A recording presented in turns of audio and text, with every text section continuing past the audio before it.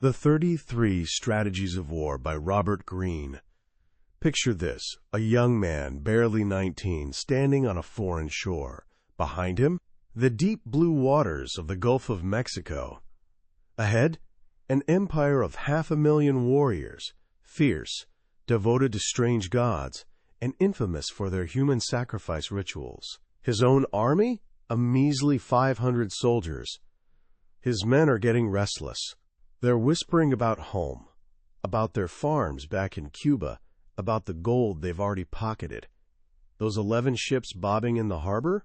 In their minds, that's their ticket out, their safety net if things go south. Then something wild happens. Their young commander, Hernan Cortez, gives a quiet order. Under cover of darkness, his most trusted men move from ship to ship, boring holes in the hulls. One by one, the vessels sink into the sea. Morning comes. The army wakes up to a sight that makes their blood run cold. Their escape route? Gone. They're stranded, ocean at their backs, hostile empire in their faces. The message is crystal clear. Victory or death. There's no middle ground. What kind of person does something this extreme, this utterly final? What kind of thinking transforms certain doom into the foundation of an empire? Here's the thing. This isn't just about war. It's about human nature itself. Today we're diving into a book that's been a secret weapon for leaders, CEOs, and ambitious people everywhere for almost 20 years. It's sold millions of copies, been translated into dozens of languages, yet somehow it remains one of the most misunderstood and powerful works of our time. We're talking about the 33 Strategies of War by Robert Greene. Now, I know what you might be thinking. A book about war? What does that have to do with me? I'm not a general leading troops into battle. But here's Robert Greene's profound insight. Life itself is a kind of war. Not with bullets and bombs, but a constant subtle clash of interests, wills, and ideas. From childhood, we're taught to be peaceful, cooperative, fair. We're prepared for a world of harmony. But the world that actually greets us, it's competitive, political, filled with people who don't always play by the rules. This book isn't about making you more aggressive. It's about making you more strategic. It's about becoming a rational warrior in a world of emotional reactions. By the time we're done today, you'll have a map to this hidden world. You'll understand the timeless principles that guided the greatest minds in history, from Napoleon Bonaparte to Margaret Thatcher, from Sun Tzu to Alfred Hitchcock. You'll learn not just how to defend yourself, but how to turn every obstacle, every rival, every challenge into an advantage. This isn't just about winning battles. It's about winning the war of your own life, on your own terms. So let's dive in. The first and most crucial lesson Robert Greene drops on us is this. All war, all strategy begins in your mind. Before you can ever hope to face an opponent, you've got to face yourself. Your mind is ground zero for everything. If it's clouded by emotion, stuck replaying the past, or unable to see reality clearly, then any strategy you cook up will completely miss the mark. Greene tells us straight up, we are our own worst enemy. We waste precious time daydreaming about the future instead of acting in the present. We keep recycling the same tired formulas because they feel comfortable. So the first war you need to declare? It's against yourself. Take Xenophon, this Greek gentleman philosopher, back in 401 BC. He joined a mercenary army heading to Persia, looking for a bit of adventure. But when the expedition's leader got killed, Xenophon and 10,000 Greek soldiers found themselves trapped deep in enemy territory, hundreds of miles from home. Despair set in fast. The men started arguing, drinking, losing all hope. They saw mountains, rivers, and a massive Persian army between them and home. But Xenophon saw something different. He realized the real obstacle wasn't the mountains or rivers. It was their own confused, chaotic state of mind. They'd lost their sense of purpose. They couldn't tell friend from foe anymore. That night, Xenophon decided to act. He gathered the officers and delivered a powerful message. Stop looking inward. Stop whining and arguing. Look outward. The Persians betrayed us. They want to destroy us. They are the enemy. He gave them an external target for all their fear and frustration.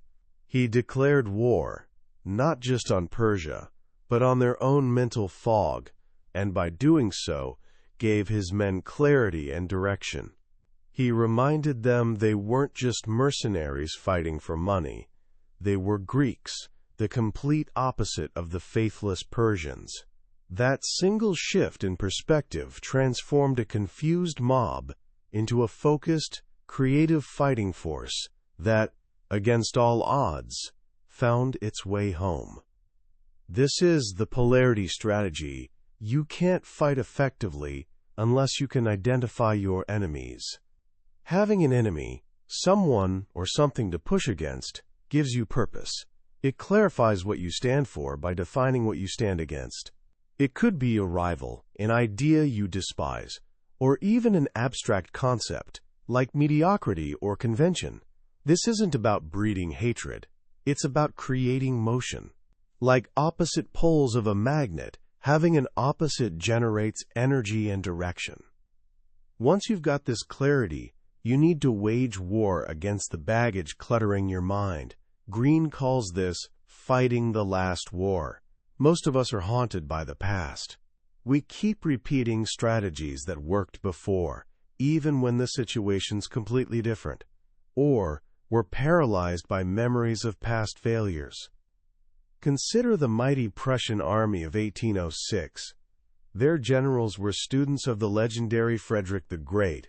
They believed in discipline, order, and the timeless principles of warfare that had brought them glory 50 years earlier. When they faced the young Napoleon Bonaparte, they saw a hothead leading a ragtag citizens' army. They were convinced their old methods would crush him. But Napoleon didn't play by the old rules. His army was fluid, fast, unpredictable. The Prussians, stuck fighting yesterday's war, got utterly destroyed at the Battle of Jena. They were fighting ghosts from the past, and it led to their doom. Your past successes can become your biggest obstacle. Each situation in life is unique. You've got to force yourself to react to the present moment. Wage a kind of guerrilla war on your own mind, allowing no static defensive lines. Be ruthless with your habits and cherished beliefs. Keep asking yourself, is this working right now? This mental flexibility is what separates great strategists from everyone else. But even with a clear mind, the heat of battle can throw anyone off balance. Unexpected setbacks, criticism from your own side, these things stir up emotions. Fear, frustration, depression. This is where you need what Greene calls presence of mind. Think about Lord Horatio Nelson, the great British admiral. Before the Battle of Copenhagen in 1801, his superior, Sir Hyde Parker, was paralyzed by fear. He saw dangers everywhere, sandbars, enemy forts, tricky winds. He wanted to wait. Nelson, though, was burning for action. He'd studied the maps, planned for every possibility, and knew that waiting was the surest path to defeat. His confidence was so powerful it energized the other captains and even swayed the hesitant Sir Hyde. During the battle, things got rough. The British fleet took heavy fire. Seeing this from a safe distance, Parker hoisted the signal flag for a full retreat. A lieutenant pointed it out to Nelson, but Nelson, right there in the thick of the fight, could feel the tide turning. He knew his men were close to breaking through the Danish defenses. He famously raised his telescope to his blind eye and said, "I really do not see the signal." He kept his own flag flying. engage the enemy more closely. His captains, torn between two orders, chose to follow the man who was in the fire with them. An hour later, the Danes surrendered. Presence of mind isn't the absence of fear. It's the ability to act decisively and confidently despite fear. It's a counterbalance to our emotional weakness. When things get chaotic, you've got to force yourself to be more determined, more focused. This mental toughness is built through experience. You have to expose yourself to adversity, face down your fears, learn to detach from the chaos, let others lose their heads. Your presence of mind will be your North Star. And this brings us back to Hernán Cortés, standing on that beach in Mexico watching his ships burn. With that single dramatic act, he put his men on what Greene calls death ground. He cut off all ties to the past. No escape route, no safety net. The men's minds, once filled with dreams of home and easy gold, were now completely focused on the present. They had only two options: conquer the Aztec Empire or die horribly. This created urgency and desperation that multiplied their strength tenfold. A small band of 500 men fought with the ferocity of an army 10 times larger. They weren't dreaming of the future anymore. They were engaged fully and completely in the now. You are your own worst enemy. You've got escape routes in your mind, a job you can fall back on, a comfortable but unfulfilling relationship, the illusion that you have limitless time. These are your ships in the harbor. They divide your attention and energy. The death ground strategy is about metaphorically burning those ships. Put yourself in situations where you've got too much at stake to waste time. Cut your ties to what's holding you back.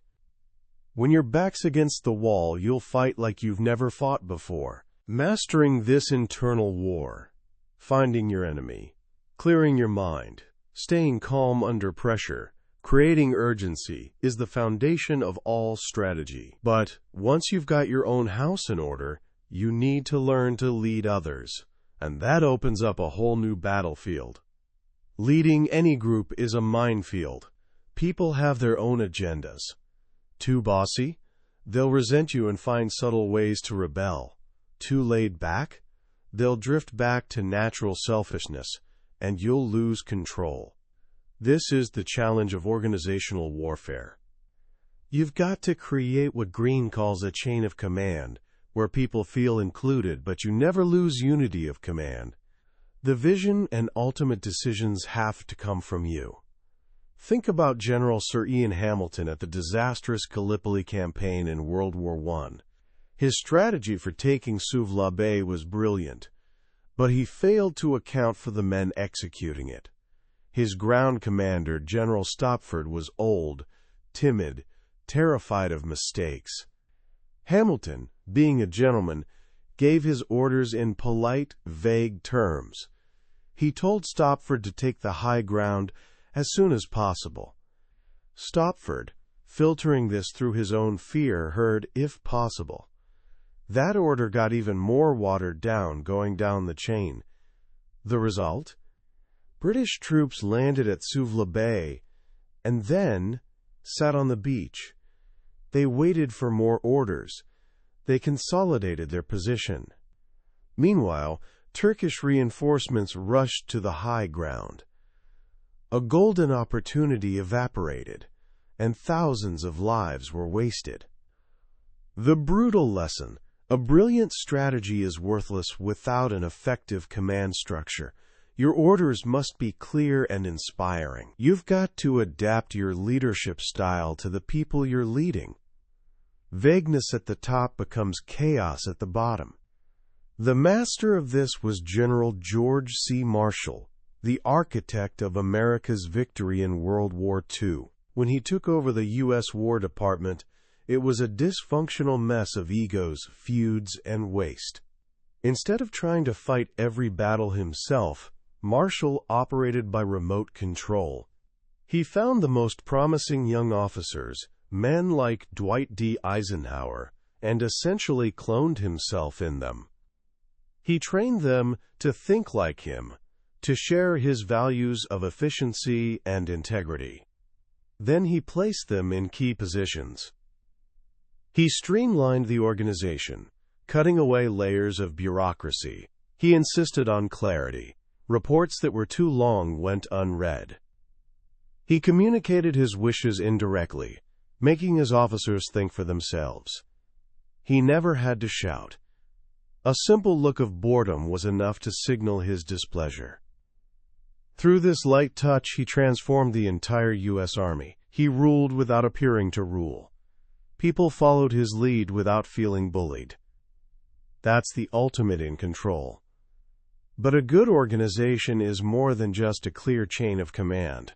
In the modern world, the critical elements are speed and adaptability. You've got to move and make decisions faster than the enemy. This is where Napoleon's genius truly shines. Before Napoleon, armies were slow, lumbering beasts, moving as one giant mass. But Napoleon revolutionized this. He broke his Grande Armée into smaller, independent groups called corps. Each corps was a miniature army with its own cavalry, infantry, and artillery, led by one of his trusted marshals. He'd give them a clear mission, then let them accomplish it on their own. This created what Greene calls controlled chaos. Instead of one slow-moving line, Napoleon's army was a swarm of fast, flexible units. They could scatter to confuse the enemy, then rapidly converge on a single point to deliver a devastating blow. In 1805, at the Battle of Ulm, this system completely bewildered the Austrian general Karl Mack. He saw French forces appearing in so many places at once that he became paralyzed by uncertainty. He surrendered his entire army of 60,000 men without a major fight. The lesson is powerful. Decentralize your forces. Break your teams into smaller, independent groups. Give them a mission. Infuse them with the spirit of the campaign. Then let them run. You'll gain in mobility and creativity what you might lose in absolute control. But even the best organized team will fall apart without morale. The secret to motivating people, Greene says, is getting them to think less about themselves and more about the group. You've got to transform your war into a crusade. Involve them in a cause, something bigger than self-interest. Make them see their survival as tied to the success of the army as a whole. Create a group myth, a story of past victories and shared sacrifices they'll be proud to live up to. And you've got to lead from the front. Let your soldiers see you in the trenches, sharing their dangers. When Lyndon B. Johnson was building his political machine, he worked his staff to their absolute limit. But they never resented him, because he worked harder than any of them. His energy was contagious. A motivated army can work miracles. Napoleon famously said that in war, the moral is to the physical as 3-to-1. He meant the fighting spirit of his troops mattered more than their numbers or weapons. With motivated soldiers, he could defeat an army 3 times larger. Once your mind is sharp and your team is a well-oiled machine, you're ready to engage the enemy. But how you engage is everything. The most obvious path is often the most foolish. This brings us to the core of Greene's strategic thinking, the dance between offense and defense. Most of us think in simple terms, either we attack or we defend, but the greatest strategists understood that these two are inextricably linked. The best defense sets up a devastating attack, and the best attack is often disguised as a defense. Let's start with what seems like the weaker position, defensive warfare. Greene argues that fighting defensively isn't a sign of weakness, but the height of strategic wisdom. First, you've got to learn to pick your battles carefully. This is the perfect economy strategy. We all have limited energy and resources. The danger comes from trying to do too much, being seduced by every shiny prize. This leads to what's known as a Pyrrhic victory, a victory that costs so much it's as bad as a defeat. King Pyrrhus of Epirus was a brilliant general, a cousin of Alexander the Great. When called to Italy to fight the Romans, he won his first 2 battles. But his losses were so terrible that after the second victory, he famously said, "One more such victory and we are lost." He'd won the battles but was too exhausted, his army too depleted to win the war. He'd failed to consider the hidden costs, time lost, political goodwill squandered, an embittered enemy bent on revenge. You've got to know your limits. Sometimes it's better to wait, to undermine enemies covertly rather than hitting them head-on. If you must fight, make the war expensive for them and cheap for you. A key part of defensive warfare is the art of the counterattack. Moving first often puts you at a disadvantage. You expose your strategy and limit your options. The real power lies in holding back, letting the other side make the first move. This was the genius of Franklin D. Roosevelt's political style. He'd often remain silent for weeks while opponents attacked him. They'd get louder and more shrill, revealing their entire strategy and ugliest emotions. The public would grow tired of the one-sided assault. Then, just when they seemed exhausted, Roosevelt would launch a sudden, devastating counterattack, often using their own words against them. He was a master of political jujitsu, using opponents' momentum to throw them off balance.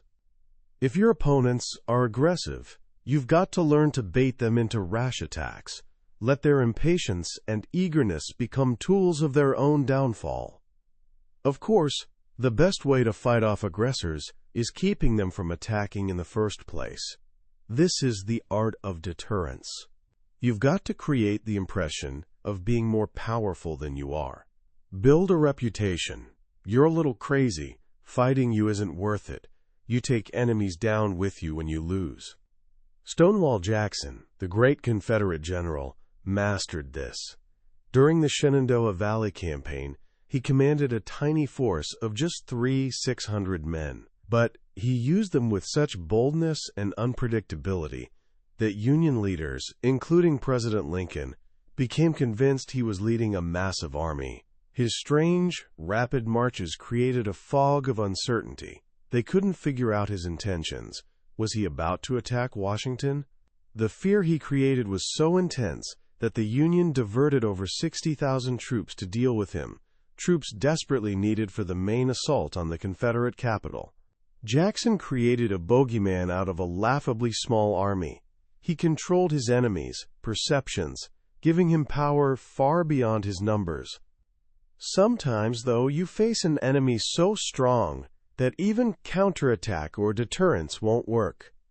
In these moments, you've got to master the most difficult strategy of all, the art of non-engagement. Retreat isn't weakness, it's strength. When Mao Zedong and his communist army were on the verge of annihilation by far superior nationalist forces, he didn't try to fight a hopeless battle. He led his followers on the Long March, a strategic retreat of thousands of miles to the most remote part of China. He traded space for time. The nationalists couldn't follow. The retreat was grueling, his army decimated. But the survivors were a hardcore group of devoted followers, forged in the crucible of the march. In that safe haven, far from attack, Mao had the time he needed to recover, rethink strategy, and build the movement that would eventually conquer all of China. By refusing to fight, you infuriate opponents and feed their arrogance. They'll overextend themselves, make mistakes. Time will reveal them as rash, and you as wise. Sometimes you can accomplish the most by doing nothing at all. This brings us to the other side, offensive warfare. While defense is about patience and reaction, offense is about seizing initiative and creating your own circumstances. It's about a perfect blend of clever planning and sheer audacity. It all starts with what Greene calls grand strategy. This is the art of looking beyond the immediate battle and calculating ahead. Most people are tacticians, caught up in daily conflicts. A grand strategist, however, always focuses on the ultimate goal. Alexander the Great mastered this. When he invaded the mighty Persian Empire, his generals expected him to march straight for the heart of the enemy army. Instead, Alexander did something strange. He spent months, even years, marching slowly down the coast, liberating towns, capturing ports, taking over Egypt. His generals were bewildered. Was he losing his nerve? But Alexander was playing a much bigger game. By capturing ports, he rendered the powerful Persian navy useless without a single sea battle. By taking Egypt, he secured grain to feed his army and deprived Persia of its richest province. He won hearts and minds of conquered people, so town after town surrendered without a fight. By the time he finally faced the main Persian army, the empire had already crumbled from within. The final battle was just formality. He'd won the war before the decisive battle was even fought. Grand strategy requires focusing on your ultimate goal and plotting every move to reach it. Let others get caught up in little victories. Grand strategy will bring you the ultimate reward, the last laugh. To craft such strategy, you've got to know your enemy, not just their army, but their mind. If you understand how an opponent's mind works, you've got the key to deceiving and controlling it. Prince Metternich of Austria was a genius at this. When facing Napoleon, he knew he could never defeat him on the battlefield. So he targeted Napoleon's mind. Metternich recognized the emperor's deep insecurity, his craving for acceptance by old European aristocracy. He played on this weakness. He arranged for Napoleon to marry an Austrian archduchess, making him feel like a legitimate monarch. He became Napoleon's trusted friend and confidant. And all the while he was gathering intelligence, learning Napoleon's secrets, quietly rebuilding Austria's strength. He used a friendly embrace to choke his enemy. You've got to train yourself to read people, pick up unconscious signals they send, find their psychological weaknesses, insecurities, uncontrollable emotions, and you can unhinge their minds. Once you've got a plan, strike with overwhelming speed and suddenness. This is the blitzkrieg strategy. In a world where most people are indecisive and overly cautious, speed gives you untold power. Genghis Khan used this to conquer the vast empire of Khwarizm. He began with a, quote, slow setup, deliberately losing the first small battle, lulling the Shah into arrogant complacency. Then came the quick, a series of dizzying, rapid attacks seeming to come from everywhere at once. The final blow came when his army appeared out of nowhere, having secretly crossed an impassable desert. The Shah's forces were paralyzed by panic and confusion. The sudden, unanticipated blow has the biggest impact. As you advance, constantly work to control the dynamic. Don't just react to opponents' moves. Get them to react to yours. This involves what Greene calls forcing strategies. The great German general Erwin Rommel, the Desert Fox, mastered this. In North Africa, he was always outnumbered and undersupplied, but he kept his British opponents constantly on their heels, with relentless, unpredictable attacks. His tanks were in perpetual motion, appearing on their flank one moment, in their rear the next. He created dilemmas. If they moved to defend one point, they exposed another. The British were always reacting, always one step behind. Their minds became exhausted, and they made endless mistakes. You've got to maneuver to control opponents' minds. Push their emotional buttons. Compel them to make mistakes. If you control the overall direction of battle, anything they do plays into your hands. A key part of this is hitting them where it hurts. This is the center of gravity strategy. Every person, every army, has a source of power they depend on. It could be wealth, reputation, a key ally, a particular skill.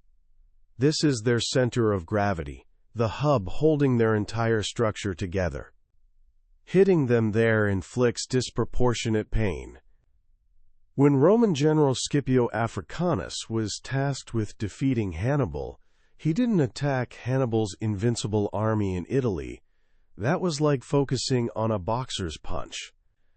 Instead, Scipio looked for the legs holding him up. He realized Hannibal's power depended on his bases in Spain, and, ultimately, on the wealth and support of his home city Carthage.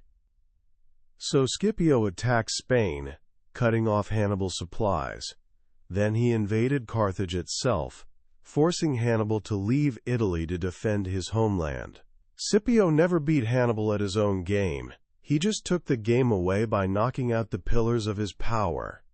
When you look at rivals, search below the surface. Find what they most cherish and protect. That's where you strike. Never be intimidated by an enemy's appearance. A large, formidable opponent can be broken down. This is the divide and conquer strategy. The Athenians used this brilliantly at the Battle of Marathon. Facing a massive Persian invasion force, they knew they couldn't win a direct fight. But when the Persians made the mistake of dividing their army, sending cavalry by sea to attack Athens directly, the Athenians seized the moment.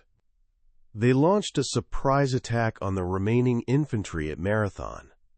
Having defeated that smaller part, they raced back to Athens, arriving just in time to face the Persian fleet.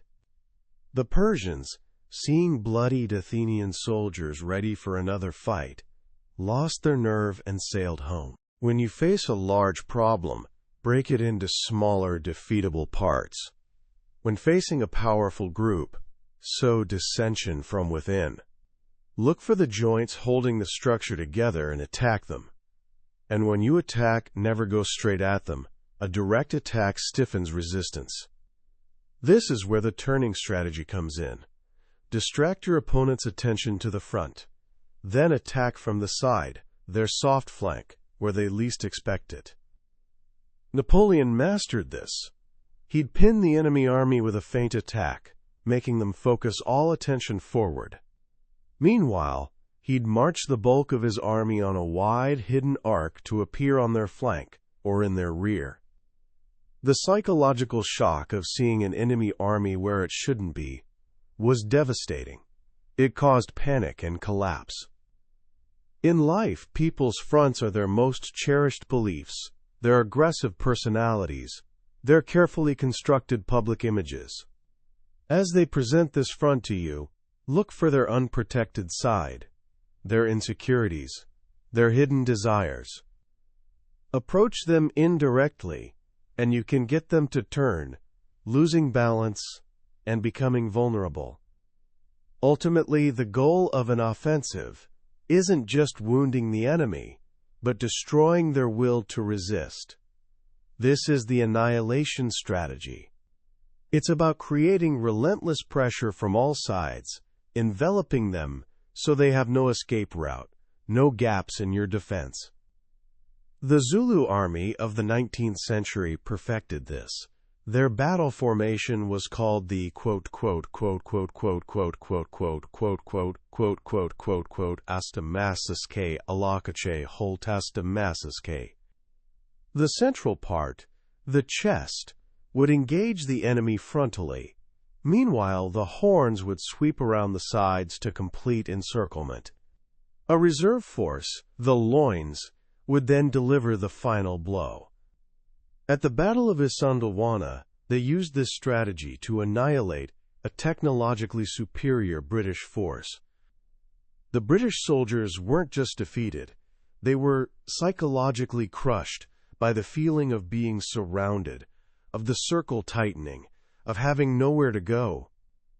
Their will to fight evaporated.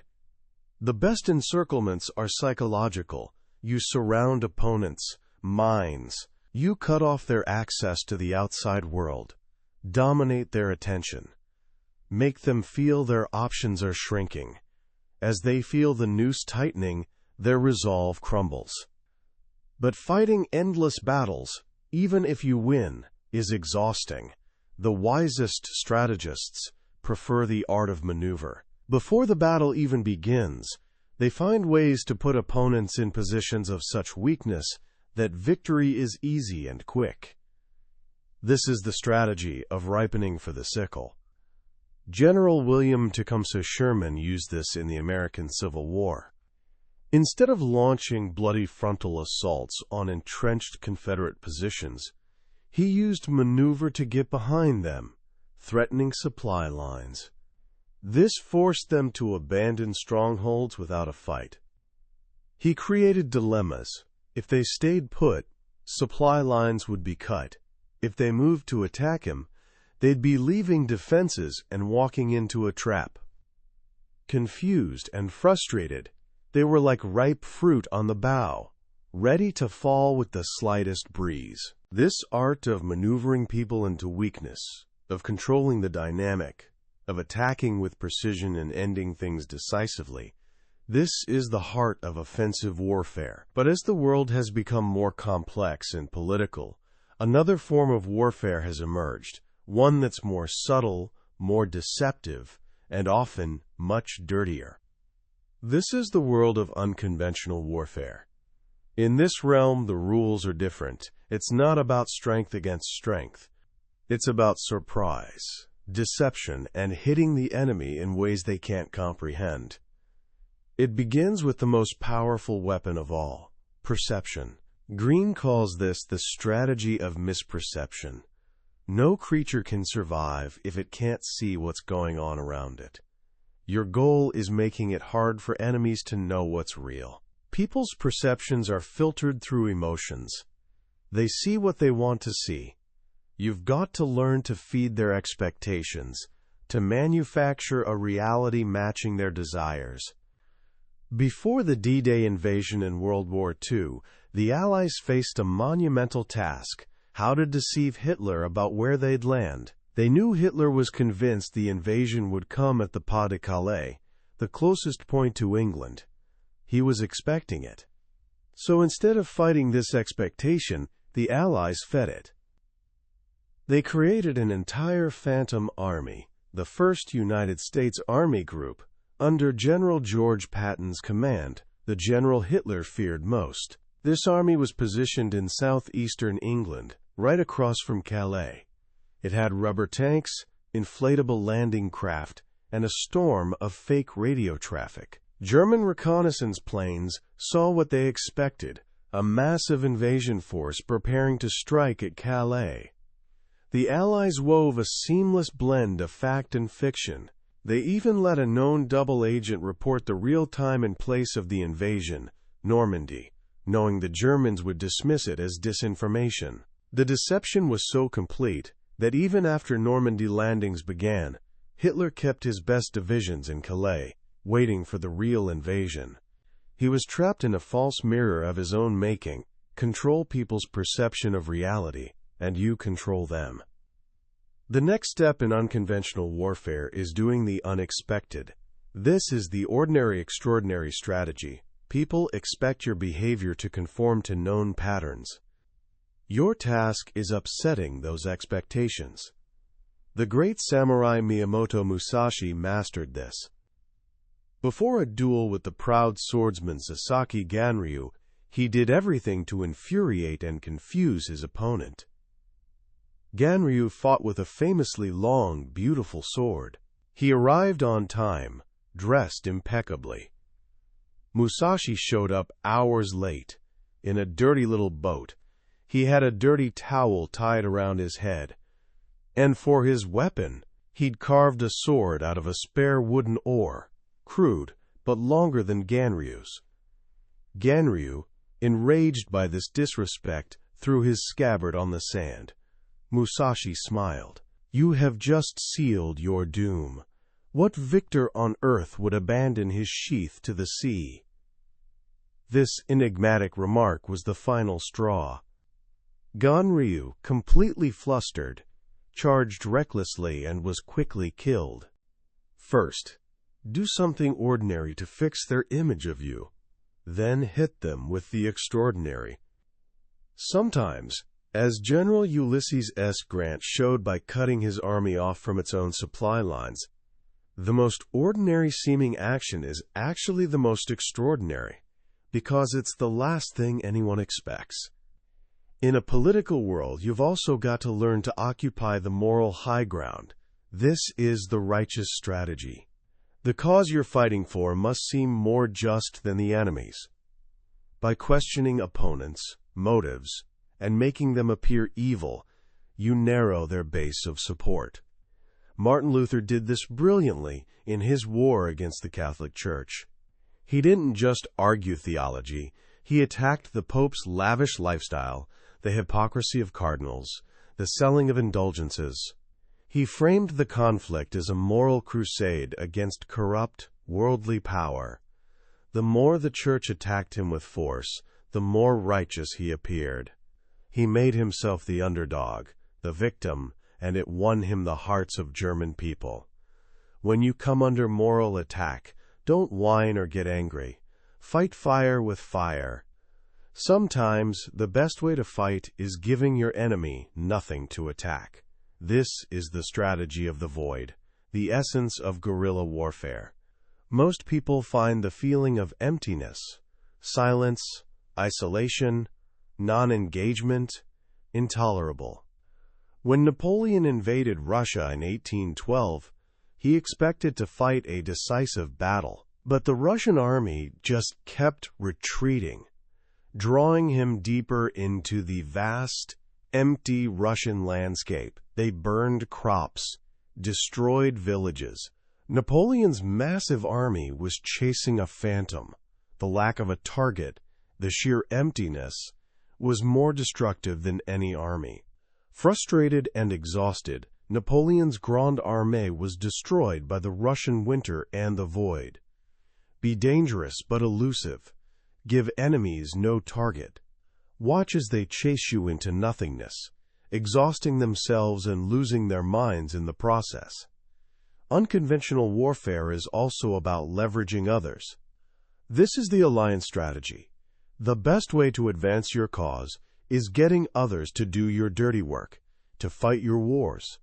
King Louis XI of France, the Spider King, mastered this. To destroy his powerful rival, Charles the Bold of Burgundy, he didn't fight him directly. Instead, he secretly funded the fierce Swiss army, then cleverly maneuvered Charles into attacking them. The Swiss, fighting on their own mountainous terrain, crushed the Burgundian army and killed Charles. Louis achieved his greatest victory without losing a single French soldier. While building your own network of shifting alliances, you've got to work to sow dissension in enemies, alliances, weaken them by isolating them. The greatest dangers, however, often come not from external enemies, but from supposed colleagues and friends. These are rivals who pretend to work for the common cause while scheming to sabotage you. To defeat them, you've got to practice the art of one-upmanship. General Ulysses S. Grant faced this with General John McClernand, a politically connected rival trying to steal credit for the Vicksburg campaign. Grant never confronted him directly. Instead, he gave McClernand enough rope to hang himself. He knew McClernand was vain with a hot temper.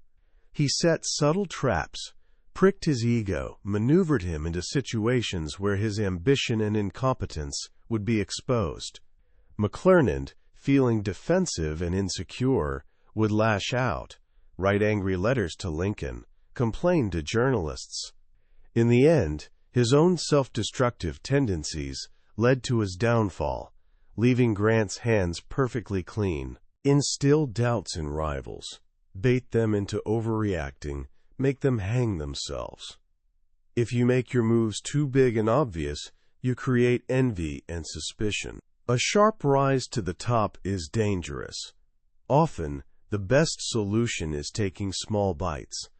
This is the fait accompli strategy. You swallow little territories, playing on people's short attention spans. Charles de Gaulle used this to build the Free French movement from nothing. He started with a single, seemingly harmless radio broadcast from London. Then, another. Then he took control of a few remote French colonies in Africa. Then he unified the French resistance under his command. Each step was a small bite, a fait accompli, an accomplished fact. By the time Churchill and Roosevelt realized he'd built an empire under their noses, it was too late. He was too powerful to be pushed aside. Stay under the radar. Before people realize what you've done, you've accumulated an empire. And as you maneuver, you've got to learn to penetrate opponents' minds. Communication is a form of war. Your goal is getting your ideas behind their defenses. Alfred Hitchcock mastered this. He rarely told actors what to do. Instead, he'd create an experience for them. To get them to feel frustration and intimacy, he once handcuffed his two stars together and lost the key for several hours. To make Joan Fontaine feel insecure and isolated for her role in Rebecca, he'd pass along gossip that the rest of the crew thought she was terrible for the part. He was communicating viscerally, bypassing conscious minds and hitting emotions directly. Your words should be a spark for action, not passive contemplation. Sometimes, the most powerful move is destroying the enemy from within. This is the inner front strategy. By infiltrating opponents' ranks, you give them nothing to see or react against. You learn their weaknesses. You sow dissension. During World War II, Admiral Wilhelm Canaris was head of the Abwehr, Hitler's military intelligence agency. But secretly, he despised Hitler and was working to bring down the Third Reich. From his position at the very heart of the German war machine, he fed Hitler false intelligence, discouraged him from winning strategies like the invasion of England, and protected a network of conspirators. He did more damage to the Nazi cause than an entire enemy army could have. To take something you want, don't fight those who have it. Join them. Then either slowly make it your own, or wait for the moment to stage a coup. No structure can stand when it rots from within. The most effective form of aggression is often the best hidden one. This is passive aggression. You seem to go along with people, offering no resistance. But, in reality, you're dominating the situation. Mahatma Gandhi used this to perfection against the British Empire. His Salt March was a masterpiece of passive aggression. The issue, attacks on salt, seemed trivial, almost laughable to the British. They let him march, not wanting to look like bullies by arresting a saintly old man. But the march gathered momentum, its religious symbolism stirred the Indian masses, and it became a powerful symbol of defiance. The British were paralyzed. If they used force against peaceful protesters, they'd look like tyrants and lose the moral high ground. If they did nothing, they'd look weak. Gandhi had trapped them with their own ambivalence and guilt.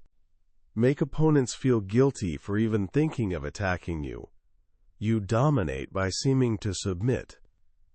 Finally, we come to the most extreme and disturbing strategy of all, the use of terror. Terror is the ultimate way to paralyze a people's will to resist. Its goal isn't battlefield victory, but causing maximum chaos and provoking the enemy into a desperate overreaction. Hassani Sabah, the leader of the 11th century sect known as the Assassins, perfected this. His followers were few, but by infiltrating courts of powerful sultans and killing them in public with daggers, they created a wave of paranoia sweeping across the Islamic world. The killings were sporadic and unpredictable. No one knew who was a secret assassin or who would be next. The fear was so intense, it paralyzed entire governments. Hassan used a handful of men to create the illusion that he was everywhere, that his power was limitless. It's a war of nerves. The key to fighting terror is not succumbing to fear or anger. You've got to stay rational. It's your last line of defense. And that, in a way, brings us full circle. The ultimate strategy, in the face of any conflict, whether it's a battlefield, a boardroom, or your own life, is keeping your head, seeing things as they are, mastering your own emotions, and acting with a clear and purposeful mind. That's the path of the strategic warrior. As we come to the end of this journey through the 33 strategies of war, it's easy to feel a little overwhelmed, maybe even unsettled. The book lays bare the raw, competitive nature of human interaction in a way that can be jarring. It talks of enemies, deception, even terror. But if you walk away thinking this book is just a manual for being manipulative or ruthless, you've missed the profound wisdom at its core. Robert Greene isn't teaching us to be monsters. He's teaching us to stop being victims. He's giving us a language for the unspoken dynamics shaping our lives every single day. The most powerful lesson in this book, I believe, is the call for realism. We live in a culture that often encourages us to see the world through a filter of wishes and ideals. We want people to be fair. We want conflict to just go away. We want our good intentions to be enough. But reality is more complex. People act out of self-interest. Conflict is an inevitable part of growth, and good intentions without strategy are just dreams. This book is a wake-up call. It asks you to take off the blinders and see the world as a grand, strategic game, not in a cynical way, but in a way that empowers you. When you understand the game, you can play it with skill, with grace, even with enjoyment. You stop being a pawn, pushed around by forces you don't understand, and start becoming a player capable of shaping your own destiny. The second great lesson is the absolute necessity of mastering yourself. Almost every strategy in this book, from the most complex deception to the most audacious attack, is impossible without presence of mind. The ability to control your own emotions, to stay calm under pressure, to detach from the chaos of the moment. This is the ultimate source of power. Greene shows us that the greatest battles aren't fought on a field, but within our own minds. Win that internal war, and the external ones become infinitely easier. So how can you start applying these ideas today without becoming a paranoid warlord? Here are a few simple, practical actions. First, for the next week, practice being an observer of your own emotions. When you feel yourself getting angry in a disagreement or frustrated by an obstacle, take a step back mentally. Don't act on the emotion, just notice it. Ask yourself, why am I feeling this? What's triggering this reaction? This simple act of observation is the first step toward building that fortress of presence of mind. Second, pick one small, recurring conflict in your life, maybe a difficult colleague, a nagging problem at school, or a disagreement with a family member. Instead of reacting in your usual way, stop and think 2 steps ahead. Don't just think about your next move. Think about their likely response to your move. Plan for it. This simple shift from reacting to strategizing will change the entire dynamic. And third, practice strategic patience. The next time you feel the urge to jump into a conversation, to make the first move in a negotiation, or to respond immediately to a provocation, wait. Just for a few moments. Let the other person act first. Observe what happens. You'll be amazed at how much you can learn and how much power you can gain simply by holding back. The 33 Strategies of War isn't a dark book. It's a book of profound light. It shines a light, on the hidden corners of human nature and gives you the tools to navigate them. It teaches that the highest form of strategy isn't crushing your enemies, but outmaneuvering them so skillfully that the battle is won before it even begins. It's about achieving your goals with minimum effort and bloodshed, and emerging not just victorious but wiser. That was a summary of the 33 Strategies of War by Robert Greene. We've certainly covered a lot of ground today, but I'll be honest, this is just the tip of the iceberg. A summary can give you the map, but it can't take you on the journey. The real magic happens when you read the book for yourself. It's in those quiet moments, when a particular story or a single phrase connects with something you're going through, and a light bulb goes on. This summary is here to help you decide if this book deserves your time. If anything we've talked about today has sparked your curiosity or resonated with a challenge you're facing, I encourage you to grab a copy. Reading it isn't just about learning. It's an experience that can fundamentally change how you see the world and your place in it. You can find a link to the book in the description below. Also, if you found this summary valuable and want to continue exploring the ideas that shape the world's most successful people, please take a moment to like this video and subscribe to the channel. That way, you won't miss our next journey into another life-changing book from the billionaire's bookshelf. Let's keep growing together.